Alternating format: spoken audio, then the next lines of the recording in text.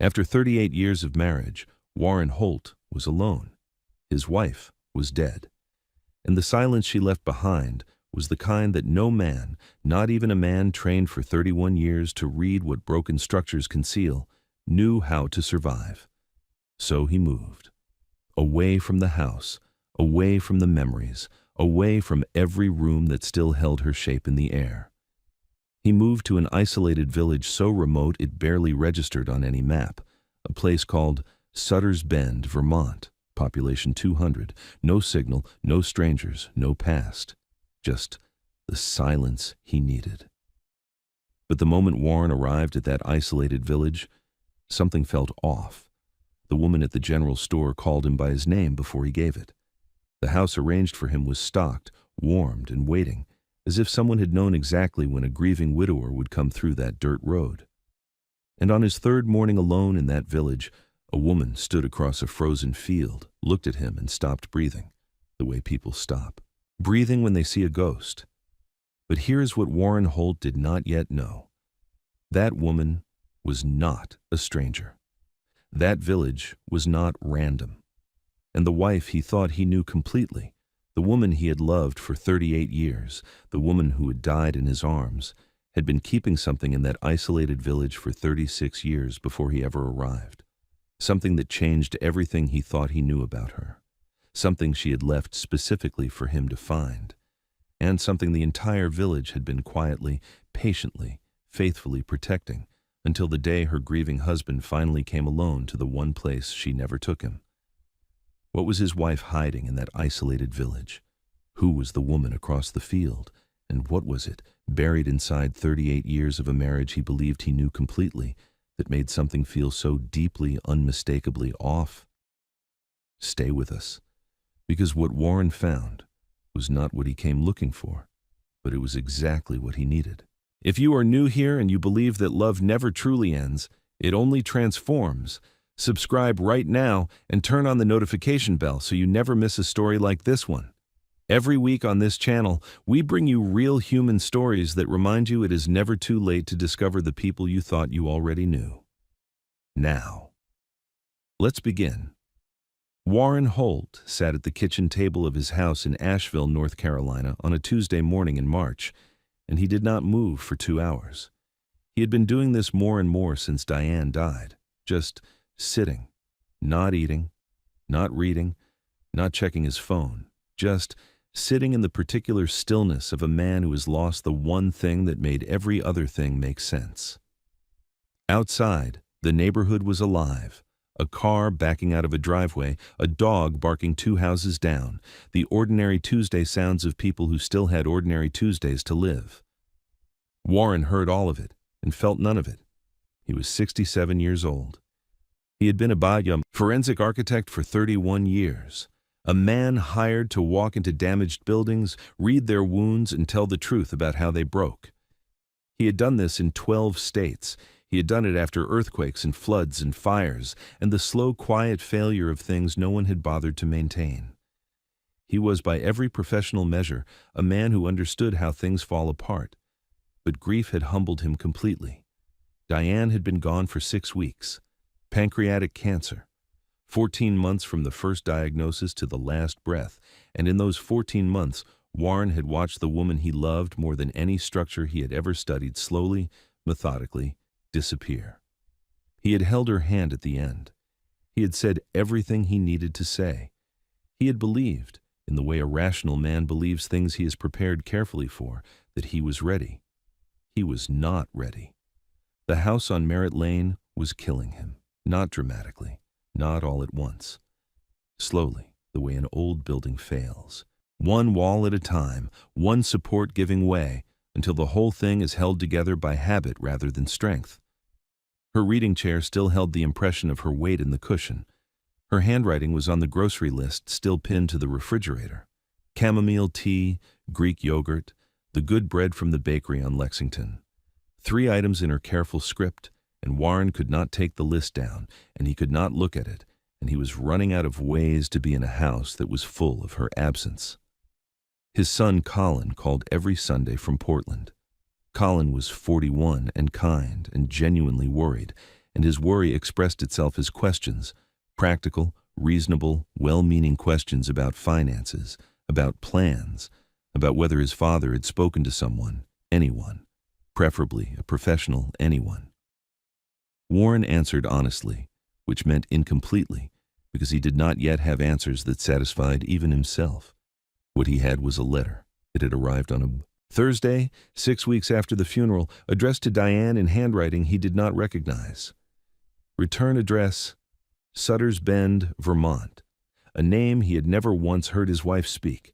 He turned the envelope over in his hands for a long time at the kitchen table. This same table, this same chair. And then he opened it. One line, handwritten on plain paper, from a woman named Maren Colby. We heard. We're sorry. He's welcome here when he's ready. Warren read it 4 times. Then he set it down on the table very carefully, the way you set down something fragile, and he looked out the window at the ordinary Tuesday street, and he thought about a woman he had shared a bed with for 38 years, who had never, not once in 38 years, mentioned a place called Sutter's Bend, Vermont, or a woman named Maren Colby. And he thought about the word he in that letter, the word that was not you, not the family, not anyone, but specifically, deliberately, he. Maren Colby had written to Diane about Warren, which meant Diane had spoken about Warren to Maren Colby, which meant his wife had a relationship, real, personal, named, with a person in a town he had never heard of. And that relationship had apparently included him without his knowledge. He went to the filing cabinet that evening. He was a methodical man by nature and by training, and methodical men, when confronted with open questions, go looking for the evidence. He found it in the financial folder behind 3 years of tax returns, annual deposits, every year for 36 years, same date, same account, a bank in Woodsville, Vermont. He had always known about Diane's private charitable giving.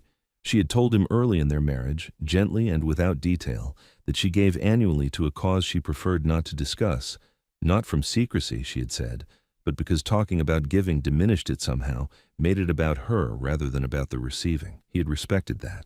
He was a man who respected the interior territories of the people he loved. He had never asked the amount. He looked at the amount now, and then he sat very still for a very long time, because the amount was not small, and 36 years was not casual. And Diane, his careful, faithful, deeply loving Diane, had been sending a significant sum of money every single year to a bank in Vermont, starting just 8 months after their wedding, and she had never once, in 38 years of dinner table conversations and road trip conversations, and the long, honest conversations of people who have run out of formal topics and moved to the real ones, she had never once said why. Warren booked a rental in Sutter's Bend the next morning. He told Colin it was a change of scenery. Colin said he thought that sounded healthy. Warren did not correct him. He packed one bag, the way a man packs when he does not know how long he will be gone, and he drove north through Virginia and into the mountains of New England until the interstate became a state road, and the state road became a county road, and the county road became dirt, and the trees closed in on both sides with the density of a forest that has never been asked to make room. Sutter's Bend appeared without warning. No welcome sign, no gas station, no gesture toward the outside world that might be passing through. There was no passing through Sutter's Bend. You arrived there because you meant to, or you had made a significant mistake in navigation. A cluster of houses, smoke from chimneys, a general store with a hand-painted sign, gardens in the practical style of people who grow food because they need it, not because it is fashionable.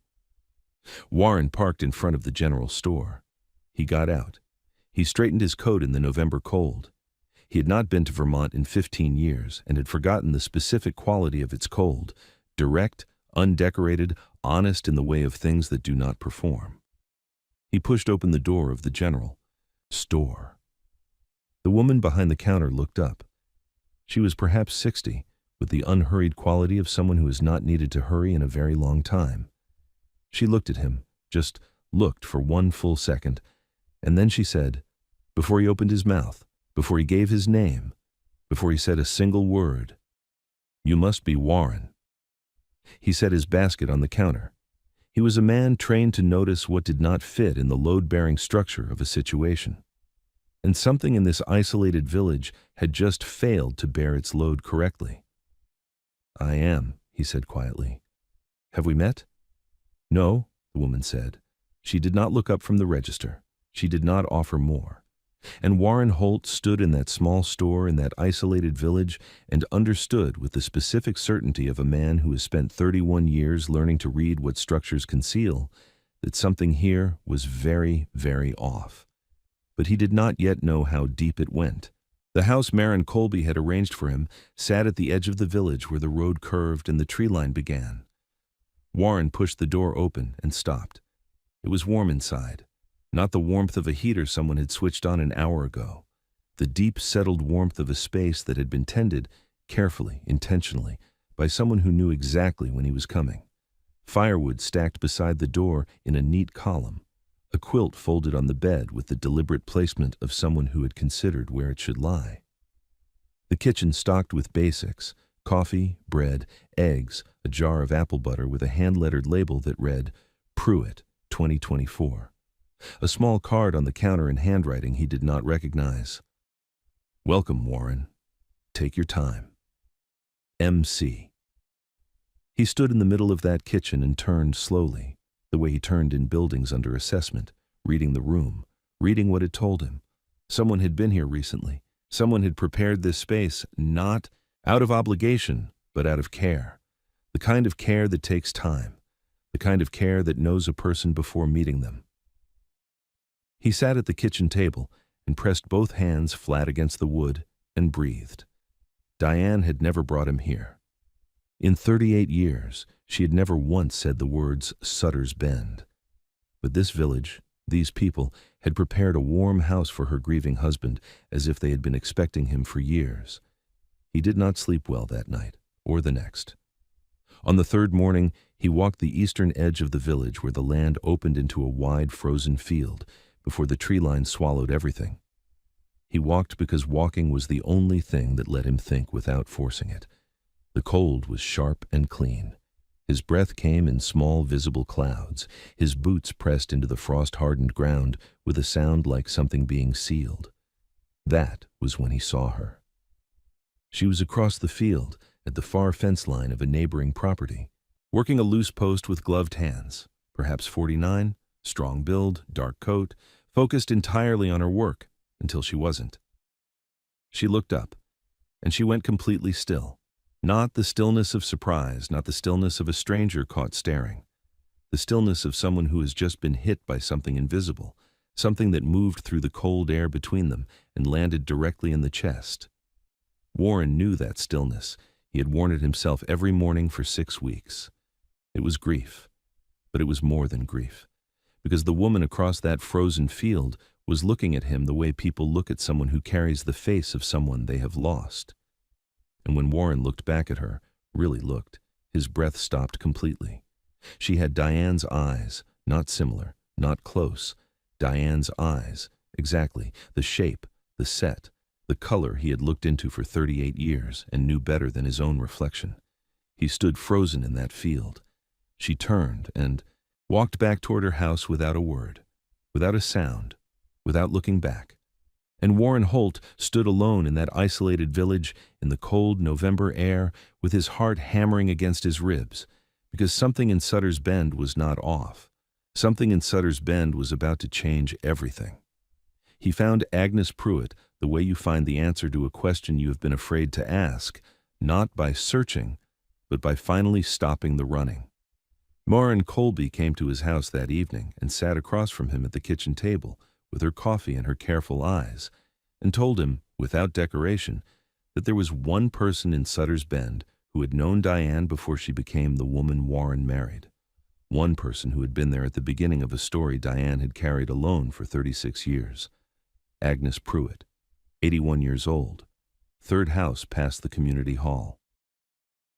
Warren knocked on her door the next morning. She opened it before his second knock, as if she had been standing on the other side waiting, and looked at him with the particular expression of someone for whom this moment was not a surprise but a relief. She made tea without asking if he wanted any. She sat across from him at her kitchen table and folded her hands and said, in a voice as steady as old timber, "She loved you completely, Warren. Everything she kept from you, she kept because she loved you. I need you to hold on to that before I tell you what I'm going to tell you." And then Agnes Pruitt told him about a girl named Diane Calloway, 17 years old, Sutter's Bend, Vermont, a strict family, a boy who was gone by autumn, a pregnancy that the community would have turned into a permanent definition of who she was. A baby girl born on a February morning in 1975, delivered quietly, placed with a couple in the village who could not have children of their own, and then carried to the bus station by Agnes herself, who watched Diane climb those steps without looking back. Warren sat with that for a long time without speaking. Agnes reached into the drawer beside the table and placed an envelope in front of him, his name on the outside, Diane's handwriting. His hands were not steady when he opened it. She had written 3 pages in the final months of her illness, the careful, deliberate handwriting of a woman who understood she was writing something that would outlast her. She wrote about the girl she had been at 17.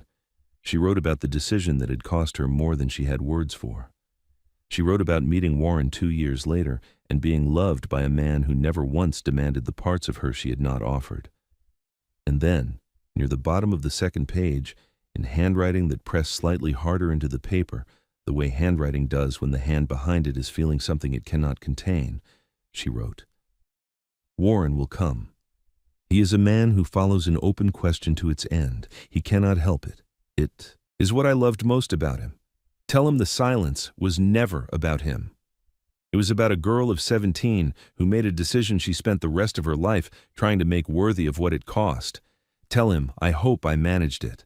Tell him I left him something in that village worth staying for." He folded the letter. He sat with it pressed against his chest for a long time.